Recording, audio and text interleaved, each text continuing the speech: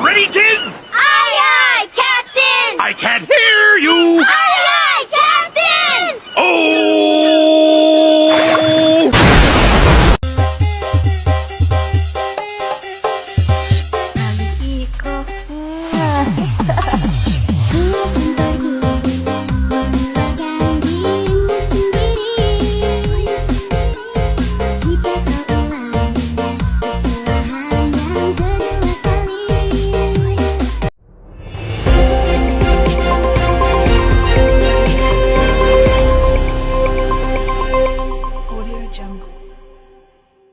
Assalamualaikum warahmatullahi wabarakatuh. Sampurasun tepang deui sareng simkuring Bella sareng Andini. dina warta bahasa Sunda. Usum hujan di tahun ayeuna emang kaitung ageng pisan di sababaraha kota di Jawa Barat oge seueur musibah banjir serta tanah longsor ti mimiti wahangan Citarum dugi ka Cileuung Bogor oge kakenaan banjir ku dampak curah cihujan nu ageng di tahun ayeuna. Banjir ngalanda wewengkon Kabupaten Garut ayeuna mulai ngeunaan dugi ayeuna tos aya sababaraha kacamatan anu kakeunaan dampak modalna wahangan Citarum saengkos cihujan nu lumangsung turun ageng ti sababaraha dinten kaliwat. Akibatna tina bencana banjir di Garut saeutikna ngakibatkeun karusakan di 7 kecamatan nu aya di Kabupaten Garut.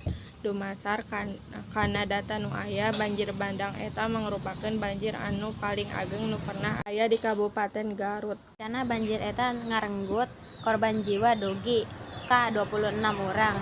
Di antawisna 23 urang deui teu acan kapanggih. Dugi ayeuna oge atos seueur lelengan wargi anu kapaksa nyicingan tempat pangungsian di palantaran anu kalangkung aman.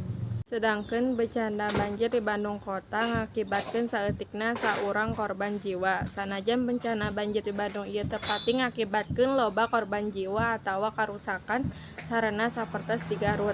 Nanging bencana banjir ieu teh tepikeun jalan ingetan pikeun urang sadaya. Dos leuwih merhatikan kebersihan sapertos ulah micen sampah papaduan ka cai sabab kejadian bencana alam di Garut sareng di Bandung teh lin saukur datang ujug-ujug. Nanging aya patalina sareng pola pikir anu salah ti jalmina.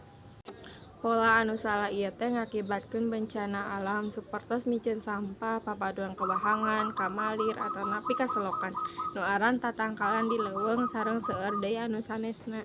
Rupina mung sakitu warta anu tiasa kapihatur simkuring Andini sareng Bella saja amit mundur amit mungkur kasadaya wilujeng tepang deui dina warta anu bakal dongkap. Wassalamualaikum warahmatullahi wabarakatuh.